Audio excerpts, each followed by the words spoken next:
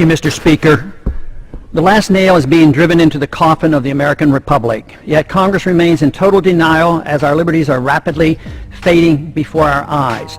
The process is propelled by unwarranted fear and ignorance as to the true meaning of liberty. It is driven by economic myths, fallacies, and irrational good intentions. The rule of law is constantly rejected, and authoritarian answers are offered as panaceas for all our problems. Runaway welfarism is used to benefit the rich at the expense of the middle class. Who would have ever thought that the current generation and Congress would stand idly by and watch such a rapid disintegration of the American Republic?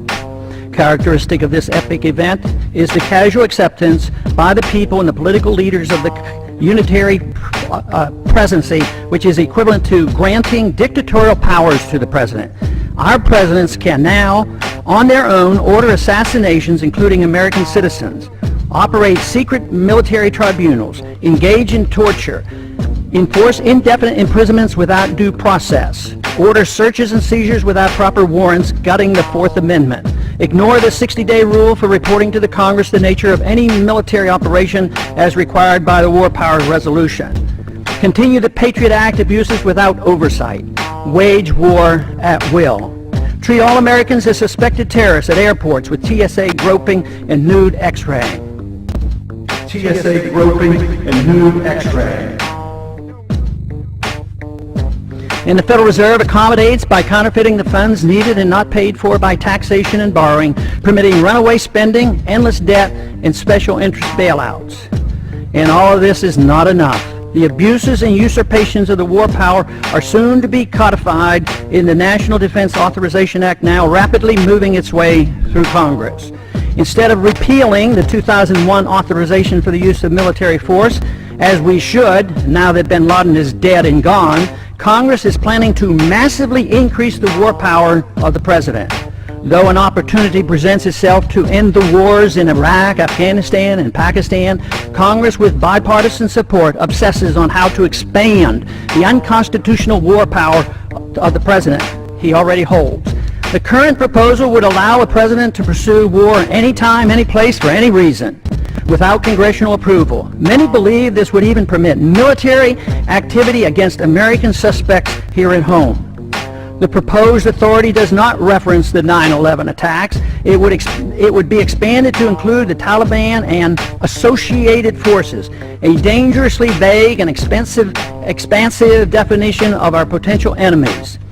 There is no denial that the changes in Section 1034 totally eliminates the hard-fought-for restraint on presidential authority to go to war without congressional approval achieved at the Constitutional Convention. Congress's war authority has been severely undermined since World War II, beginning with the advent of the Korean War, which was fought solely under a UN resolution. Even today, we're waging war in Libya without even consulting with the Congress, similar to how we went to war in Bosnia in the 1990s under President Clinton. The three major reasons for our constitutional conventions were to guarantee free trade and travel among the states, make gold and silver legal tender, and abolish paper money, and strictly limit the executive branch's authority to pursue war without congressional approval. But today, Federal Reserve notes are legal tender, gold and silver are illegal. The Interstate Commerce Clause is used to regulate all commerce at the expense of the free trade among the states. And now, the final nail is placed in the coffin of congressional responsibility for the war power, delivering this power completely to the president, a sharp and huge blow to the concept of our republic. In my view, it appears that the fate of the American Republic is now sealed, unless these recent trends are quickly reversed. The saddest part of this tragedy is that all of these horrible changes are being done in the name of patriotism and protecting freedom.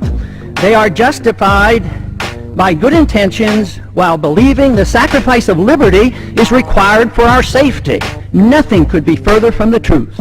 More sadly is the conviction that our enemies are driven to attack us for our freedoms and prosperity, and not because of our deeply flawed foreign policy that has generated justifiable grievances and has inspired the radical violence against us.